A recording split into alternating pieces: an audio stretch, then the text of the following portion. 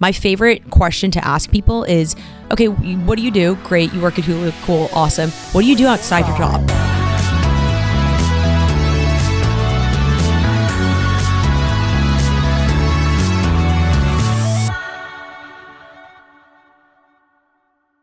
It's a Sunday morning. And I got my guest straight off of Stagecoach. She was romp stomping, kicking her heels this past Friday. Yeah. And I said, Lucy, run home. Run home to me, baby. Mm-hmm. Run home to me. And I did. But I met Lucy because when I graduated school September of 23, I was a desperate hoe. And I was applying. No, you were not. Oh my God. I was applying to jobs. I was applying to jobs. Professionally, okay? Professionally. I'm sorry. So, I was professionally a desperate hoe. I graduated Peak Strikes.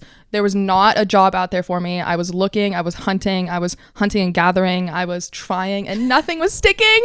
So what did I turn to? LinkedIn. And I just started rifling through anyone I had even a slight connection with or somewhat new. And I haven't spoken to Lucy since middle school. So that was like 2012, 2013 or something like that. Because we did travel volleyball together. So it was like a long time since but the fact that you went on LinkedIn and you worked your butt off to reach out to anybody and everybody, because that takes guts in and of itself, I was shocked. I was so impressed. I remember calling my mom being like, you are literally never gonna guess who just reached out to me. I was like, give me $1,000, you're never gonna guess. She didn't, but yeah, and now we're friends, and now we're connected like 10 years later, like maybe even more than 10 years later. 100%. And I reached out to her, and then we had this amazing conversation, and she was so open and honest about what it took to be in the industry and like what she was doing, what she was a part of, and I loved her genuineness, and I was like, I am obsessed with you. So since then we've stayed friends, and Lucy was on the podcast in my ground zero moment in my apartment. Those are the good old days, man. Those are literally the good old days. She tapped in, she came.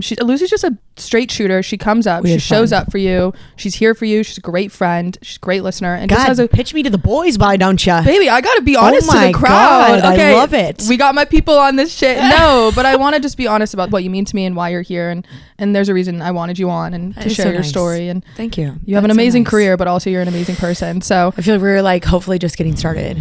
Oh, this is just peeling back the first layer. Yeah, first layer. Maybe we're on second. I always think of my life like post grad as just like freshman, sophomore, junior, senior year of college, and I'm like, okay, so I'm almost 4 years out of my college graduation. I'm like, am I still in my freshman year of life? Am I in my sophomore? Are we transitioning to sophomore year right now? I'll let you know when I figure it out, but I feel like we're transitioning to sophomore year. We we know more people in the city. We've got our good friend group. We're going out and having fun. We have our roots. We have our roots planted. Exactly. We planted the seed, and with that, like, planting the seed is so important. Once you have that, you have more confidence and you have a greater voice and you can show up better. And I kind of just wanted to see how you planted the seed here and get a little backgrounds on what brought you to the city, what has you staying. Yes. Just it kind of itched the what surface. Has me staying? That's a good question. Past, present, and future kind of stuff. And I also want to touch on when we had dinner the other night, the things you told me, like, have been sticking with me so much. Good, I'm glad. So much. Like, I have been thinking about that since that dinner. Like, everything you were saying is still with me. So, well, remind me what I said, because I don't think I remember. I will. I was one Hugo Spritz in, so dropping wisdom on me, and I left just feeling like a little daisy. I was like skipping through the streets. Well, hopefully we can give it to them too today. I know you will. And chit chat about that also. But okay, so first of all, what brought me here? I mean, I kind of quote unquote like cheated. I went to school in the area. I went to Cal Poly Pomona, and so I even chose that school because I think secretly deep down inside I knew that I wanted to go live in Los Angeles after and be in the entertainment industry. So that was kind of what catapulted me over here. And I got really lucky. Going to school down here, you should be making friends. I got to make friends in college, and we all moved out here. So that was great. Gave me a really good foundation. And then you just have to push yourself outside of your comfort zone as you get into work and other activities in Los Angeles to make friends, especially being in the industry that we're in, that we hope to stay in. Networking is like the most important thing. So I really laid my roots here. Los Angeles will always be home one way or the other. If my company in the future is like, hey, we need you to go to Shanghai for a year, for two, for whatever, great. I'd love to go. Fantastic opportunity. But at the end of the day, Los Angeles will always be home one way or the other. So I think that I will always come back here. I hope to get married and raise my kids here. We'll do another podcast episode in like several years when hopefully that happens and I can update you then. But that's the goal. I just fell in love with everything here. Like I always say that Los Angeles was the first thing that I ever truthfully fell in love with. I remember driving over that hill coming from the Pomona area. It was me and my two best friends, still in contact with them. We're all going to be at a wedding for my other best friend this year.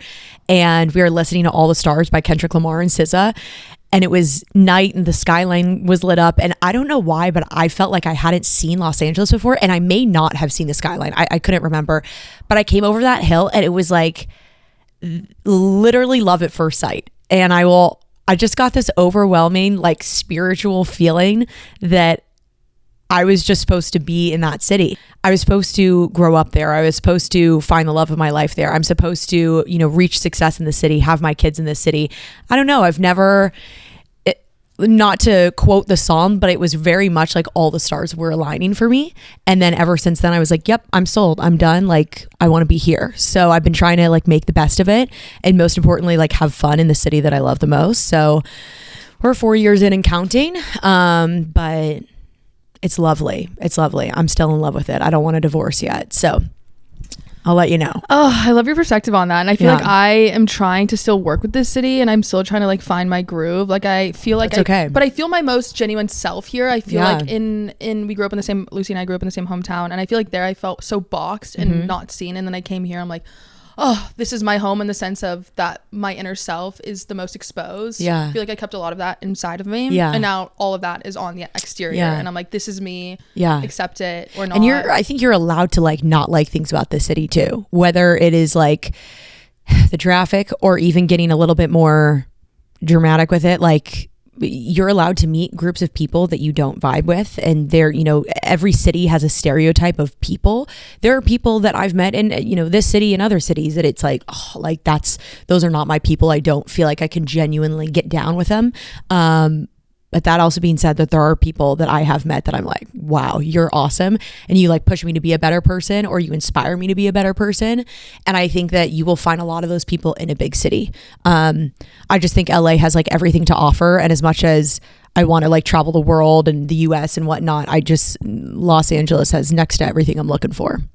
Oh, I love that. And the industry. And so the industry, yes. What got you into the industry? What keeps you in it? Like what was the tipping point? Great question. I was really learning from ground zero with the industry. I didn't know much about the entertainment industry. I don't have any family in the industry. I didn't go to school for entertainment or anything close to that. So I was really starting from ground zero. My first job in the entertainment industry was working for the president of Lucasfilm, which is Star Wars. And there's a funny story that I have told on our previous episode that I'm going to retell Claire. Because it's elite. The fact that this happened to you. It was crazy. I just got full body chills when you said that. No, you didn't. I swear to God. No, you didn't. You said the president of Lucasfilm's body chills. Literally from top to bottom. So basically the story as to how I got the job. I was working at, and I don't want to sit here and be like, we have great lives in LA and let me tell you, blah, blah, blah. Like we all started somewhere, and where I started was working front desk at Intercontinental in downtown Los Angeles. And one of my best friends to this day still works over there, but and bless her heart, because oh my God, I hated that job. I hated that job. But I made like one of my best friends out of it. So was working at Intercontinental, and one of my mentors called me up and said, hey, I'm going to be hosting a celebratory TEDx dinner. She just had performed her first TED Talk. She wanted to do a dinner. She invited me over to it. I was like, cool, great. We're all sitting there having dinner. At some point in the middle of dinner, I stand up, I go to the restroom, use the restroom. I'm washing my hands with this gal next to me. And she, as you do in the bathroom in the entertainment industry, she's like, oh, where do you work? Oh, where I work, blah, blah, blah. So she said, she was like, oh, I work at Lucasfilm.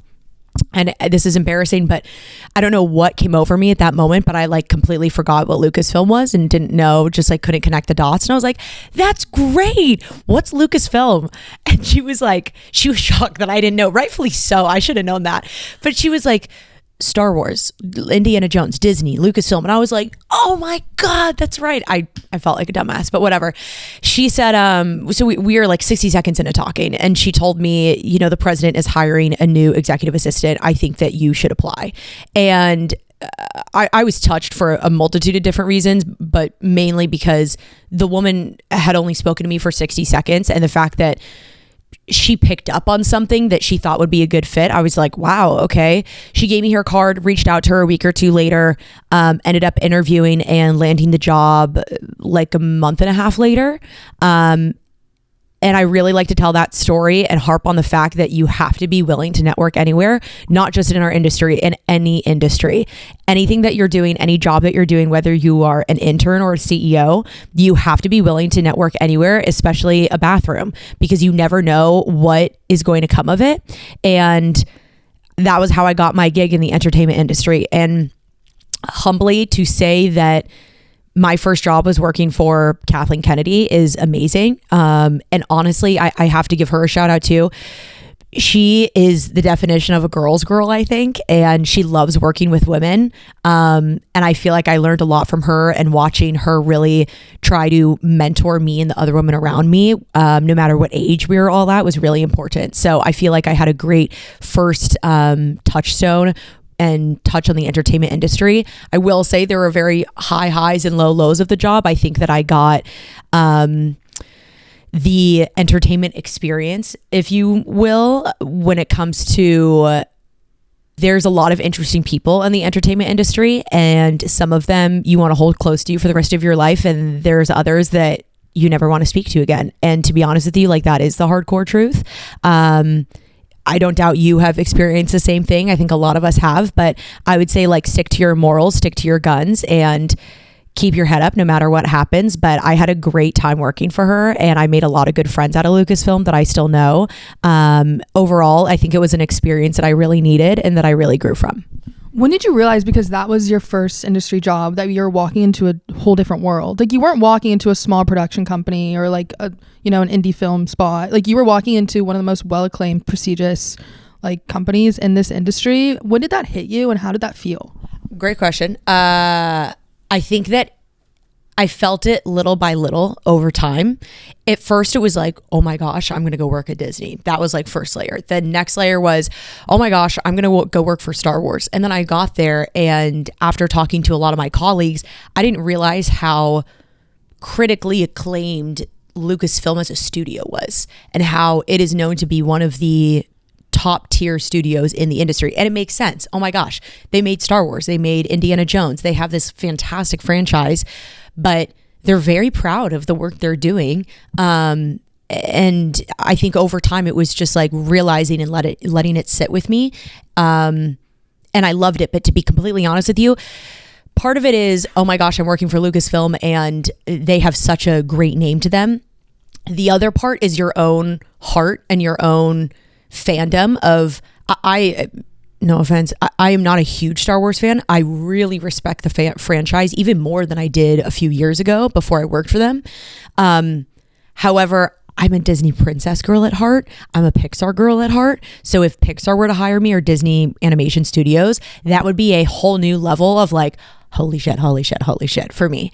So it was a little bit of both. It was a little bit of like, wow, this is one of the best studios in the entire industry. But also I, unfortunately, all the respect to the Star Wars fans, I just like can't get down with Star Wars as much as I can with other things. But I'm 26 years old and still obsessed with Disney princesses. So to each their own.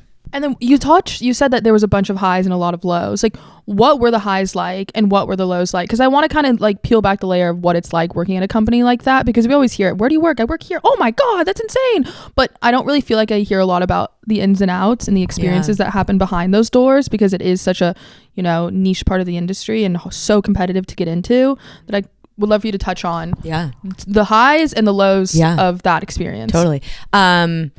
Starting with the highs, I mean, again, everything that comes with the name, and every project is so fun. Every project that you're doing, every movie, every series all across the board. Like it's so exciting because I know that the fan base, there's going to be so much talk, good or bad. There's going to be so much talk about whatever project we're working on. The lows is everybody works really hard and it is competitive, and we can't lie about that. And with the competitive atmosphere, there comes a lot of competitive tendencies and stress tendencies. There are working as an executive assistant in such a high up office can be really difficult. Think about working for being the executive assistant to the Queen of England versus being the executive assistant to the chief of staff of the local cafe down the street. You know what I mean? I was like, where is she bringing this? I was like, where is she going? I was trying to follow your journey. I was like, what is she gonna say? I was like going like this for a second. I was like, she'll figure it out. I was like, she'll figure it out. But it's different, projects you're working on, different levels of stress. There's different things that you're doing. Your day to day is different. The lows were, it was just like you're going 100 miles all the time and shit's got to get done. You're working for Star Wars. You have $1 billion franchise behind you. You have 1 billion fans waiting for you. And like, listen, I mean, I was just working for the president. I wasn't the president, but helping kind of carry all of that and helping everything move and just doing your piece was really important. I think that when working in such a high up office, there are certain characters that you meet that are really going to teach you something. And being as young as I was at the time and being around those characters was really flipped me on my head at first. And I really, to this day, like I still think about that maybe a little too often as to what those people taught me, because it was difficult to grapple that at the time. There are certain tasks as a executive assistant that you're asked to do, not even by your boss, but that you're asked to do that are sometimes great tasks and sometimes shitty tasks as an EA. And you have to learn, figure out the lesson behind it. But at the end of the day, I mean, I think that whether you fall in love with your coworkers and you end up being great friends with them at the end of the day, or you don't get along with your coworkers one way or the other, like you can learn something from them and you have to like learn to keep that network up. And I think that I learned this overall lesson of how to work with somebody that you can't get along with surface level. Yeah, I totally get that. I think being an assistant, there's always this things they say like work-life balance and don't let your work get the best of you. Sure. But I totally do not think that's real about the industry we're in and the positions we're in. My work bleeds into my life and my life bleeds into my work. And like right now, like the month of April has been chaotic and crazy, and your life is crazy. And it can be fun, but it can so be chaotic too. There's pros and cons with it. How do you keep an inner state of balance, or how do you not let, or I know I just said it did, but how were you able to separate the two and like still keep your sense of self locked in and not let those things come bouncing off of you and internalize it and get the best of you, which sometimes I have a problem with, so I'll be learning from your answer right now. I think that before in my assistant jobs, it did. When I was at Lucasfilm, 100% it did. And it was difficult for me mentally, emotionally, figuratively to say my personal life is over here, my professional life is over here. I think being in the industry and the jobs that we're in, it does bleed in a little bit, and there's pros and cons to that. I really do believe that there are times I love that, and there's times that I'm like, ugh. When I worked at CBS, which it went Lucasfilm, CBS, and then it went Hulu, where I'm at now. CBS was great, did not bleed into my personal life. And then Hulu doesn't really either. It does a little bit, but in a good way. I think it really depends on your boss. I think it really depends on the people you're working with. Your atmosphere and your people around you are so important. I think it's honestly more important than the company that you're at. I think it's hard because when you interview, that's the number one thing to look for in an interview is who is interviewing you. Do you like them? Do you see yourself working with them day in and day out? And as much as being an executive assistant, you're working for them, but you're also working with them. You're going to be seeing them 8 hours a day, 40 hours a week. I think that the reason I'm enjoying my job right now at Hulu so much is because of my team. And I tell people this all the time. My team is what is making my experience right now. I can't begin to tell you like how awesome they are. So when it comes to separating the two, it's on you at the end of the day. You have to set boundaries with yourself. Discipline is one of the hardest things you can teach yourself, but you will master it over time. We are all still trying to master it, but pick up other hobbies too. Your entire life, your career, not even your career, your life. It's not all your job. It's not all the entertainment industry. My favorite question to ask people is, okay, what do you do? Great. You work at Hulu. Cool. Awesome. What do you do outside your job? Are you going to the gym? Are you painting? What is your hobby? Do you like to read? Are you learning something new? Are you learning a new language? I've been coaching volleyball, boys high school volleyball, for the past 2.5 months now, and I love it. I have so much fun. We played volleyball together for years, like 8 years, and I absolutely love it. And I think that is a great separation for me, because that means that I'm not going home and thinking work, job, and, industry. I'm going home and switching my brain to something completely different than my job. You have to put yourself in those environments, because that's why people don't have separation, is they go home and they don't have anything else to do, and they just sit there and all they can think about is what's going on in their life, which is their job. So I think that that's something, getting up and going and doing something else. Train for a marathon. You want to start like painting things for your friends, paint pictures for your friends. Have other hobbies. It also rounds you out better as a person, I think. And that's how you grow your network and you grow your friends and you find your lifelong people too. How did you figure these things out? Because I feel like you're just like a box of wisdom and you're constantly just picking up things day to day. Like, how are you learning these things as you go? I think some people are so, like, you're just so shielded and blinded by the world. You just go through and you're not even really absorbing or thinking. Like, how do you take a break, reflect, and keep... High five. Yes. I was waiting for you to get there. Yes. Good Reflection. job. I just had to think that was something that she mentioned at dinner, but I want you to get into that. That is exactly what was my answer. And that was exactly what we were talking about at dinner. I'm so happy that you got there. It's reflection. It's all.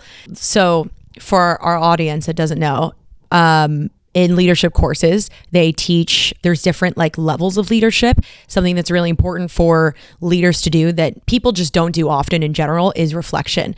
I think that the wisdom comes from reflection, and don't get me wrong, like I feel like there's a lot more for me to learn in life, but when you go through events in your life and you go through, even if it's a day at work and it was a hard day at work, reflect on it. What did you learn? What did you not learn? And take time, whether you are in the shower, you are driving, you are on a walk, like take that 5 minutes. It doesn't have to be 6 hours of reflection. Just think about what went well. What did I learn from that? If my little sister or brother, cousin, niece, nephew was looking at me and asked me a question of like, well, Auntie Claire, like, what did you think of that? Like, what would you tell them? Think about your younger self, because at the end of the day, after a lot of self-reflection, you have to think about your end all be all goal.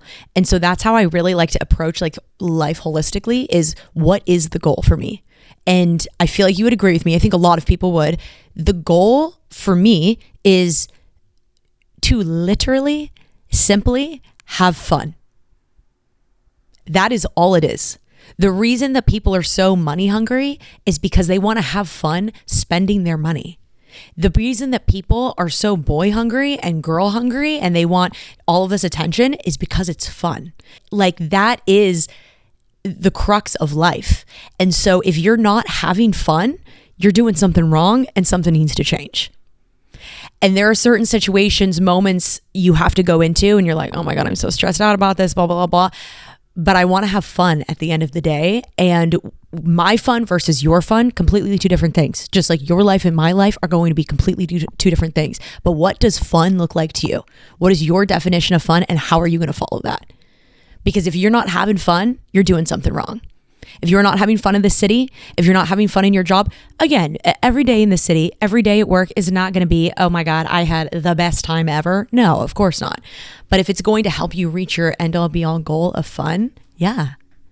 I love that. It's truly just that simple. Mm-hmm. It's really not anything profound. It's just like, have a good time, enjoy yourself, have good conversation, like have a good dinner, like have a good chat, like completely wake up on a Sunday morning at 8 a.m. and come record a podcast because it's just fun. Well, yeah, exactly. And driving over here, I was like kind of getting into my head about it, because I was like, oh my God, what are you going to say? Like, what stories are you going to share? If Claire asks this, what's your answer? And I'm like, stop doing that. You are in such a privileged position to not have to be like we were saying, like Alex Cooper right now, like God bless the woman, she's doing such a good job, but we are not on that scale. And that's a blessing that we don't have to sit here and prep for something like this. Just sit there and have a normal, fun conversation and genuinely share a piece of yourself with everybody. So yeah, so I told myself to calm down in the car, and this is what you're getting. So hope you're enjoying it. I love it. When I want to go back to your career when you switched from Lucasfilms to CBS to Hulu, all huge companies, all very well known. Yeah. How did you bop around like that and land in those spaces? Oh, great question. You're right, all different companies. I mean, Lucasfilm and Hulu both owned by mom and dad, aka Disney. Yes. But still like completely different feel. Completely, they're like siblings, but completely two different personalities. I say Hulu is the problem child, and being the problem child usually means that they're most fun child, and it's completely true. Anyways, but how I got into Lucasfilm was the whole bathroom situation. CBS and Hulu were actually the same way. So they're a temp agency.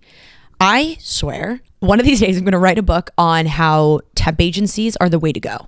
There are so many people that I know that are trying to get jobs right now.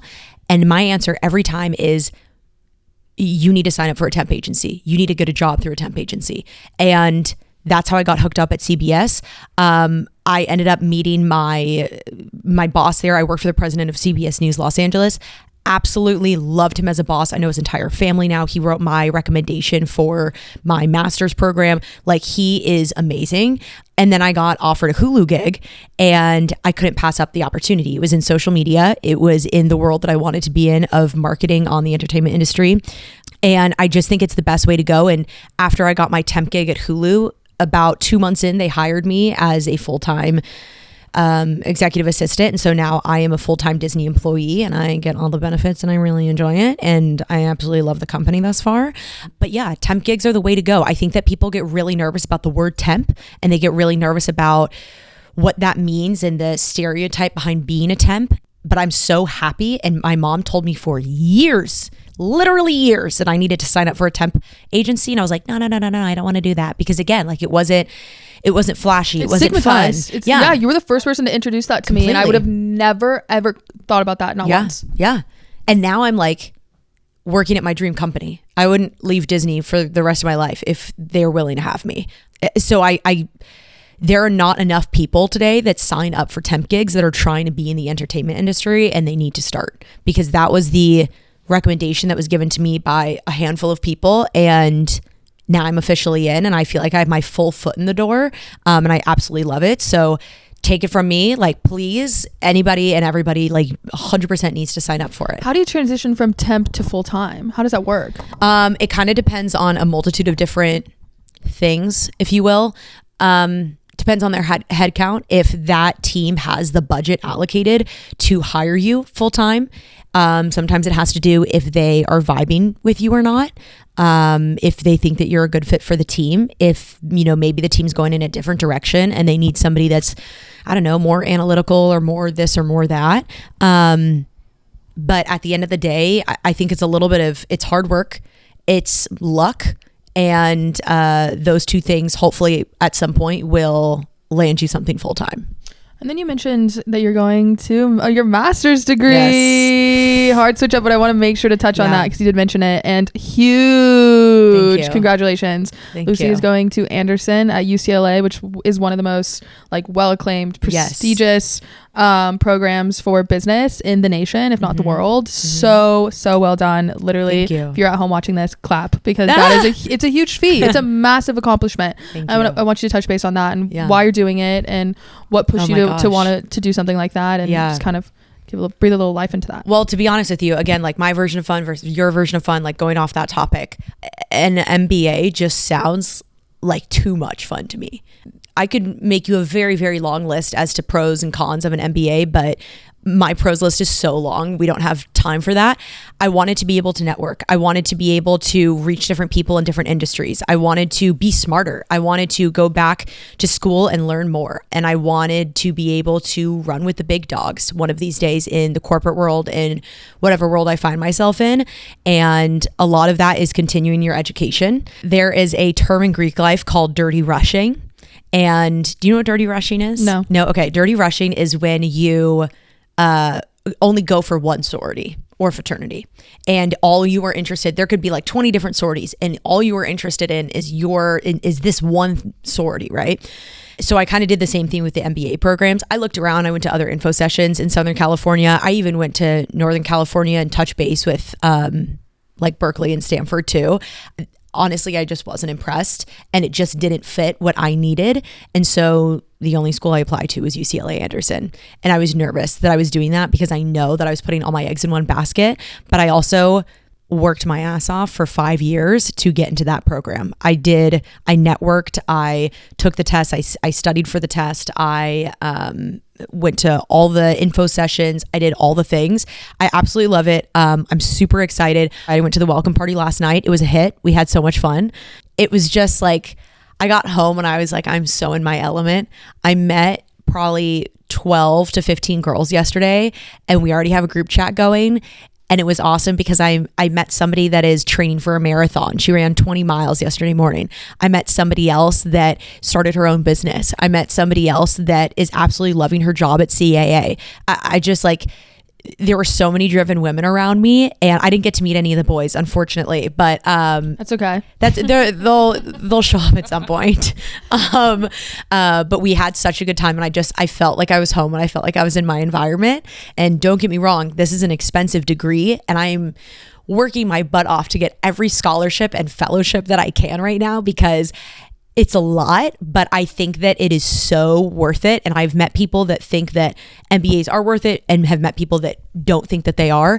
I just think for me in my life and what I want to do with my life, it is the perfect thing. And it's something that I've been interested in since I was a junior at Cal Poly Pomona.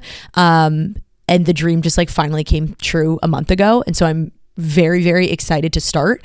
I want to be put in a situation again where I'm uncomfortable.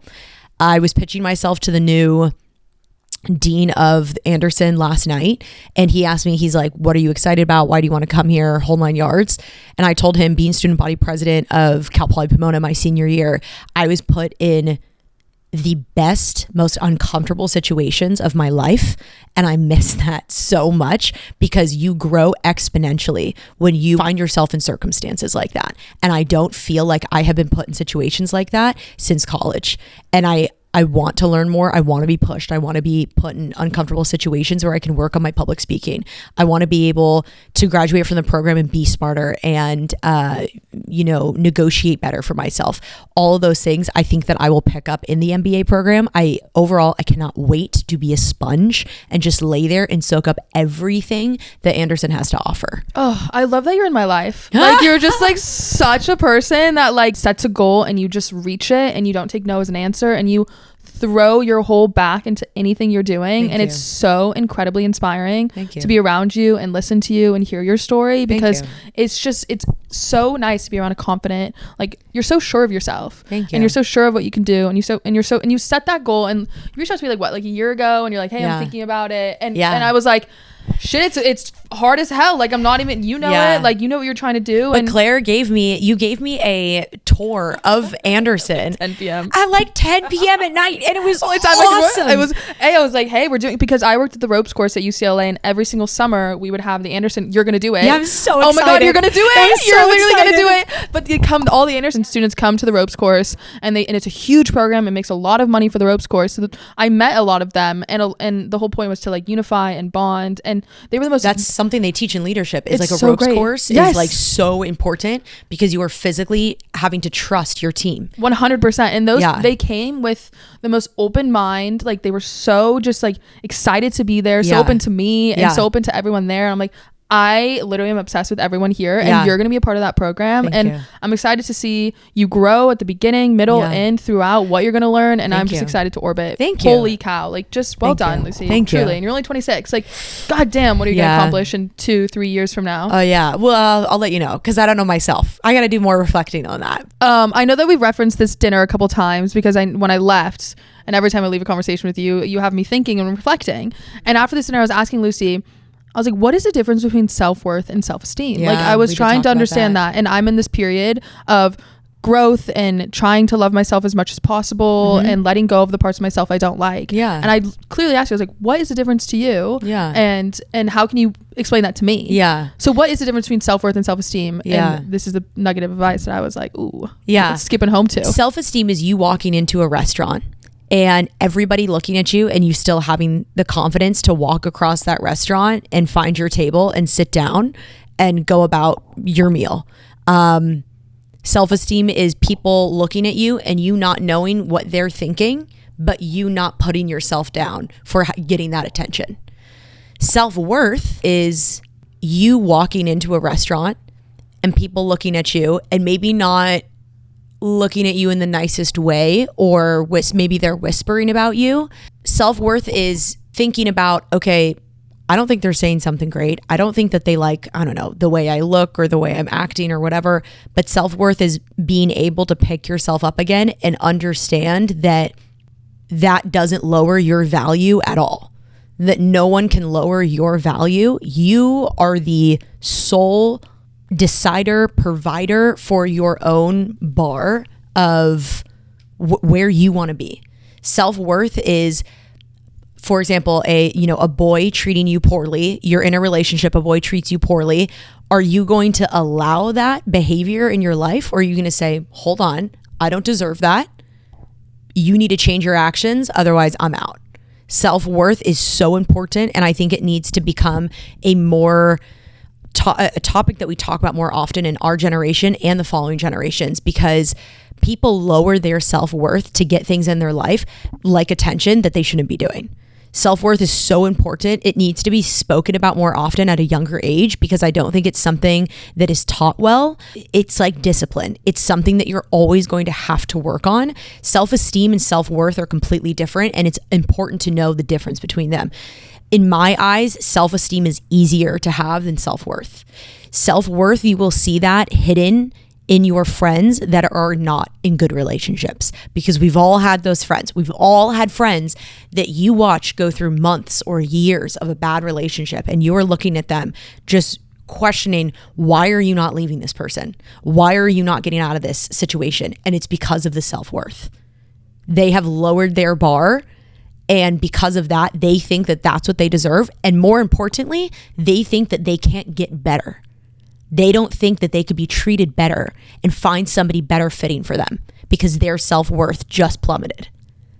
That is so important. 100%. Like these people are gems, they're diamonds, and they believe themselves to be not dirt. That's a little low, but sure, like but they believe themselves to not be of that caliber. Like it. They me included, like though. Me included. Yeah. Like and that's why it stuck with me so much, and that's why I walked home and drove like 2 seconds, but like that's why I was thinking about it so much because like I have trouble with that. Yeah. And I did that. I told you about that Uber ride, right? Yeah. When he was like, yes. I had this insane Uber ride. That's like a good story. 3 weeks ago, he literally was my sidekick. I was literally going to look out the window and not talk to anyone. And because I was socializing all weekend, I was going to this birthday party on Silver Lake, and I was going to have a moment of just like, we're not talking. We're looking out the window. We're doing nothing. And this Uber driver started reading me, and he's like, you have the soul of your mother and all this stuff about my love. And I was like, tell me about my love life. No, please. If you're going to read me, might as well read me on something I want to know about. And he goes, Claire, like, you don't see that you are a gem. Like, you give so much of yourself to these people, and you are so inquisitive about these people, but they just think the animal part of our brain is like, why does she care so much? Like, why does she want to know? And he goes, you don't see yourself as the gem you are in that dating world and in that sense. And I'm like, and you're talking, I'm like, exactly. Like, I don't see myself at that caliber in that world. The rest of my world is fine. Like I'm like, okay, sometimes I question like, how did I get this, or why did I deserve this? Of course. But sometimes I don't know, I just don't see that in me. Yeah. And other people are like, no. But it's like so true. People can knock you over the head and be like, you deserve this. You deserve this. You're beautiful. Sure. But it's until you feel it yourself. And that's so true. Like, the world could be telling you what you want to hear, but unless you feel it, it will never become your reality. Yeah. And it's like, that is the hardest part about this age, is the 20s of comparison is the thief of joy. Yes. You will not look like the person next to you. You won't have the same skills as the person next to you, but how do you still accept what you have and not compare yourself to what they have, and still hold yourself to, you know, a high standard, and know what you deserve and know what you should get in this life, and you are worthy. And my old roommate used to always say, like, you deserve good things because you're alive. Yeah. And I would always question, like, why do I have this opportunity and why do I have that opportunity? She's like, Claire, you deserve good things because you're alive. Period. Stop there. Don't go any further. And I'm like, you're so right, but 100%. I still have a hard time with that within, because like, why do I get all this goodness? Why do I get such good people? Like, when you're giving those comments, I was like, oh, I don't deserve this. Why do I have her? Like, it's just, it's always the why and never the thank you. I like two things. Something else we talked about at dinner a lot was balance in your life, and I think balance is so important, and it's something that I along with self-worth, I don't think we think about enough. Honestly, when you're sitting there and you're thinking to yourself, oh my gosh, why do I deserve this, or I don't deserve this, or whatever, think about your younger self again. That's why I absolutely adore working with high schoolers, with college students, because they're still young enough that they're looking at us and they're like, give me the secret sauce of life. If your younger self, or let's say your daughter, comes to you one day and is asking you, Mom, why do I deserve this? You're going to look at her like she's crazy. You're going to look at her and go, of course you deserve this. So why are you looking at yourself that way? Well said. Oh, literally, I have not even a response to that. Well said. That is like a perfect like valley of reflection to go down to, because you can logically sit here and say, why do I deserve this great opportunity? But then the other side is, everybody else I know in life deserves the opportunity that I just got, this great opportunity. But why am I sitting here and that's the valley that you need to go to? Why is it that I don't feel like I deserve that? That right there, that's a great therapy conversation. But a lot of life, I think, with the self-esteem, the self-worth, going down that valley of figuring out why you deserve what you've got, a lot of it relates back to balance. I think that when you feel off about something, you need to think about what's going on in your life that is off balance. Do you need more of this? Do you need more of that? I heard something recently where you should name your brain. I think I'm going to name my brain Stacy. And if your brain, you wake up one morning and you're just kind of like shitting on yourself, you're not in the best mood, you're a little anxious about something, you talk to your brain internally or externally, and you're like, Stacy, you know what? You're acting up a little bit today. I need you to calm down. Take it down like 6 steps for me, okay? And I've actually already done this like twice this week, where I just was like, I'm like showering and getting ready for something, putting makeup on, and I just was like in my head about something, and something like so small, so minuscule. I can't even remember what it was. Otherwise, I honestly would have told you. But I remember telling myself, honestly, calm down. You're working yourself up a little bit too much right now, and it helps to treat your brain like it's its own person. It is like the best thing that I've done all week. It is just give your brain that personality and tell yourself, calm down. So everybody's invited to our next dinner because we have great conversations over Hugo Spritzes. God damn. Exactly. Like, this is, that dinner was just like, it sat with me. This it was conversation great. will sit with me. Like, the food sat with me. The company sat with me. It was great. I was just like, everything sat with me, and then I internalized everything. Exactly. But that was a great little nod, and I'm glad that we touched base on the dinner before we left. See you in a week. We'll do it again. Exactly. I'm glad we didn't leave them high and dry with the dinner, and then didn't tell them the wisdom. Yeah, there we go. We had to tell you about this dinner. Now you know. Well, at the end of every podcast, we ask the guest prior to ask a question of the next guest. Okay. And so the guest, guest, say it again. The guest prior to you asked a question. Oh, okay. To you. To me. Yes. Hit me with she didn't know who you were. She didn't know anything about you. I just asked, like, what do you want to ask the next guest? Okay. The previous guest asked, what is your favorite thing about being in the entertainment industry? Ooh. My favorite thing about being in the entertainment industry is the fact that it brings so much color into your everyday life. I think that one of the best jobs that you can have is a job where you are working with the logistics and the corporate side of things, but you're also working with the creative side. And that is the business of entertainment, is you get to work with both. The fact that you can bring creativity into your everyday life makes your daily life that much more vivid. And the quality of life just goes up from there because of that. We are so lucky to be able to be around such creative people and souls and whole nine yards. Our days are made just because of that. And we are so lucky to be able to do that. That is my favorite thing about working in the entertainment industry. I 100% agree because like when you, for your first job out of college was the hotel job. Yes. Like that was probably no color at all. Dull, lacking life. You had to bring uniforms, in, the uniform. And then you switched to entertainment and now you probably, your life has probably changed tenfold. Yeah. Like the personality, like that's my goal, career wise is I want my everyday to be a good mix, a good balance of creativity and business. I love business. Obviously, I mean, I'm getting my MBA now, but I love business. But I also love the brand side of things. I love talking about how are we going to make this a successful company, more successful than we were last year. What new goals can we reach in 5-10 years from now? And what can we do that with the creative puzzle pieces that we have in front of us? I think that hands down, in my eyes, we are in the best industry, and it's hard, and we have our own cons, don't get me wrong. But we are so lucky to be able to do what we do, and in the city we're doing it in, it's fantastic. We have to keep looking for those pros too. Well said. Well said. You're like reminding me as I'm sitting here. I'm like, yes. Because I'm like nearing the end of my job and I'm ready to like go into the next. And so I'm kind of like losing sight and losing speed a little bit of like, and not the why. I'm obviously know why, but like kind of the everyday like, I don't want to be here anymore type beat. And that's normal. Know that that's normal. Know that like there are thousands of other people in this city that are feeling the same exact way. But I have to give you a shout out too. Part of the reason that I felt so comfortable with you, and I've told you this before and I'm going to tell you for the rest of your life, part of the reason I felt so comfortable with you after not seeing you for 10 years, and you don't find a lot of people like this in this city. You are so personable. I don't feel like I need to dress up and like look good in front of you. I feel like we could go to Elefante in our sweatpants and have the best time out of anybody in that restaurant. Okay, we could dress up in heels and full on glam and go to McDonald's and sit there and laugh our asses off.